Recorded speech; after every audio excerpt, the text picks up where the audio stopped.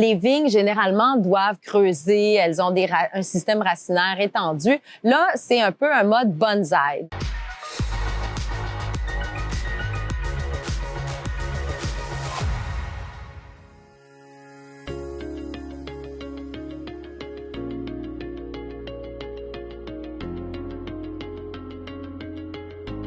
Vigne en ville, à la base, était un projet d'étude qui visait à comprendre le comportement des vignes rustiques sur un toit comme mode de végétalisation pour les villes. Vigne en ville est le deuxième projet à faire ça au monde, le premier étant Rooftop Reds à New York.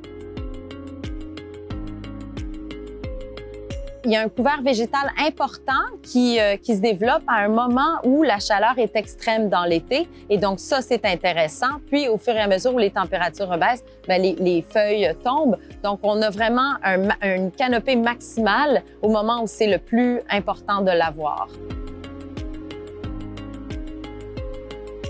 C'est grâce au laboratoire sur l'agriculture urbaine que cette opportunité a eu lieu. Je voyais qu'il y avait un espace qui était grand et libre, dans le fond, sur le toit du Palais des Congrès. Et j'ai demandé tout simplement si, dans le fond, on avait un projet en tête et j'ai proposé la vigne et j'ai structuré le projet. Et c'est comme ça que Vigne en ville a vu le jour.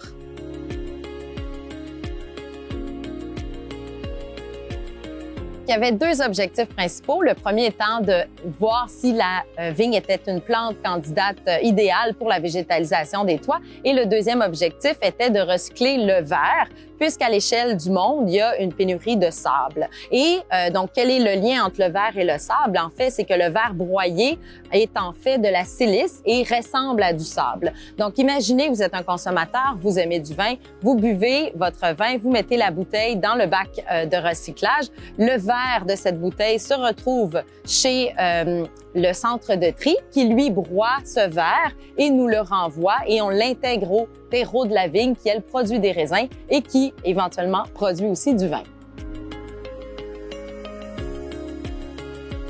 Les vignes, généralement, doivent creuser. Elles ont un système racinaire étendu. Là, c'est un peu un mode bonsaï. Donc, évidemment, la production est assez réduite. On peut compter environ une demi-bouteille par plant de vigne. Et donc, ici, on est arrivé en moyenne, d'année en année, environ à 30 bouteilles.